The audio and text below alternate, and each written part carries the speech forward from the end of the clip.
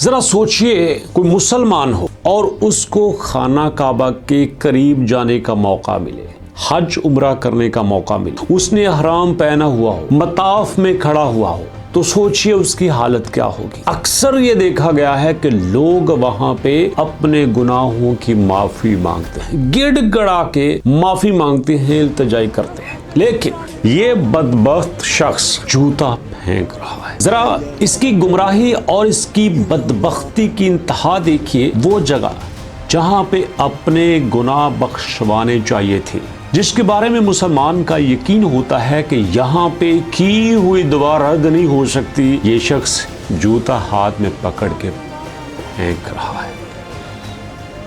کوئی مسلمان ایسا سوچ بھی نہیں سکتا، لیکن جب عقل کے اوپر پردہ پڑ جائے، جب ذلت اپنی پستیوں میں چلی جائے، تو سوچئے انسان ایسے ہی ذلیل ہوتا ہے۔ انسان اسی طرح سے عقل پہ پردہ پڑ کے دنیا میں بھی ذلیل ہوتا ہے اور آخرت میں بھی ذلیل ہوتا ہے۔ اللہ کرے اللہ پاک آپ کو، آپ کے والدین کو، آپ کے رشتہ داروں کو، سب کو حلال کمائی سے حج عمرہ کرنے کی توفیق دے۔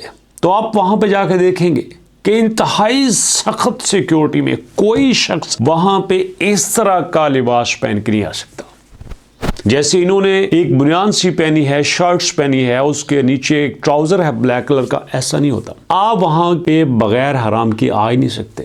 ایک سفید کپڑا آپ نے نیچے باندھا ہے، ایک سفید کپڑا آپ نے اپنے اوپر لپیٹا ہے۔ مرد بغیر احرام کے نہیں آ سکتے، لیکن یہ بغیر احرام کے پتہ نہیں کیسے آ گیا۔ دیکھنے میں دور سے تو یہی لگتا ہے کہ اس نے بھی سفید لباس پہنا ہوا ہے اور اسی سفید لباس کو ایک احرام ہی تصور کیا جاتا ہے، لیکن سخت سیکیورٹی میں اتنے بڑے کیمرے وہاں پہ لگے ہوتے ہیں۔ کہنے والے کہتے ہیں کہ ان کیمروں میں انسان بالکل ایسے ہی نظر آتا ہے جیسے آپ بالکل ساتھ کھڑے شخص کو دیکھ رہے ہوتے ہیں۔ اور اللہ کی پناہ، اس کی بدبختی، اس کی ذلت اس کو شاید یہ کام کرنے پہ مجبور کر رہی ہے۔ کہا جاتا ہے کہ اگر خانہ کعبہ میں ایک نماز پڑھنے کا ثواب لاکھ نماز کے برابر ہوتا ہے، تو یہاں پہ کوئی غلطی کرنے کا گناہ بھی اتنا ہی زیادہ ہوتا ہے۔ اب مجھے یہ سمجھ نہیں آ رہا کہ اس شخص کو کون سی بد دعا ہے، یہ خود شخص بدبختی کے کون سے لیول پہ ہے کہ اس جگہ پہ آ کے